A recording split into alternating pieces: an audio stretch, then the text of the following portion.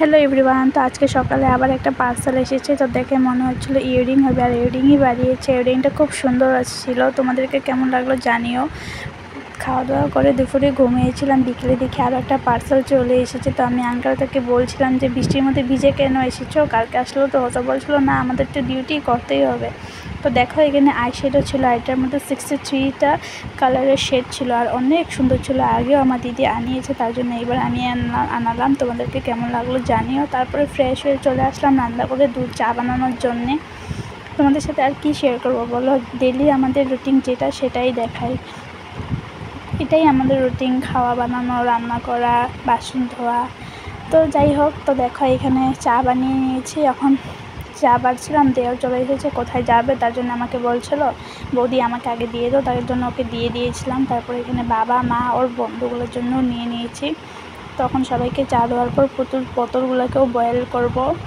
আমি খুব ছোটোর থেকেই যখন পুতুকে বোতলের জল খাওয়াই বা দুধ খাওয়াই, তখনই আমি বোতলগুলোকে ফুটিয়ে নিতাম।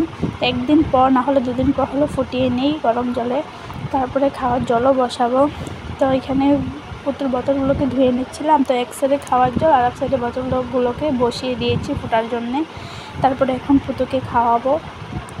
ওর ফ্লাক্সের জল সব নিয়ে নিই, তারপরে ওকে খাওয়াতে যাবো। আর আমি চা খাইনি, আমি পরে খাবো, তার জন্য আগে আমি পুতুকে খাওয়ানোর পরেই আমি খাই। অনেক কম আমি আগে খাই, না হলে আমি পুতুকে সব কাম করে সবাইকে চা চু দিয়ে তারপরেই আমি খাই লাস্টে। তো দেখো এখানে গরম জল হয়ে গেছে, তার জন্য জলগুলোকে বেড়ে নিচ্ছিলাম।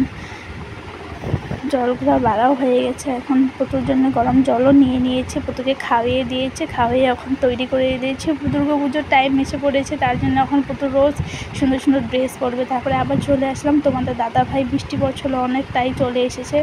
তো আমিও চা খাইনি, তার জন্য তোমার দাদা ভাই আমি একসাথে এখন চা খাবো। আর যারা যারা চা খেয়ে নিয়েছে ওদের বাসন এখন ধুয়ে নিচ্ছি, বাসনগুলো ধুয়ে নিচ্ছি, তারপরে গিয়ে চা খেতে চলে যাবো। তো চাটা হয়ে গেছে, তো দেখো বেরিয়ে নিচ্ছি এখানে চা। তো চা নিয়ে চলে আসলাম তোমাদের দাদা ভাই আর আমার জন্য। আর দেখো এখানে 2-3 দিন ধরে পুতু নিজের হাত থেকেই ছোটো ছোটো হাত থেকে অল্প অল্প করে নিয়ে নিজে নিজে খাওয়া শিখেছে। 2-3 দিন ধরে নোটিস করছি, তার জন্য কিছু বলি না, খেতে দিই নিজের হাতে, কারণ ভালো নিজের হাতে নিয়ে খাওয়া। তো তোমাদের কাদের কাদের খাওয়া হয়েছে জানিও বা।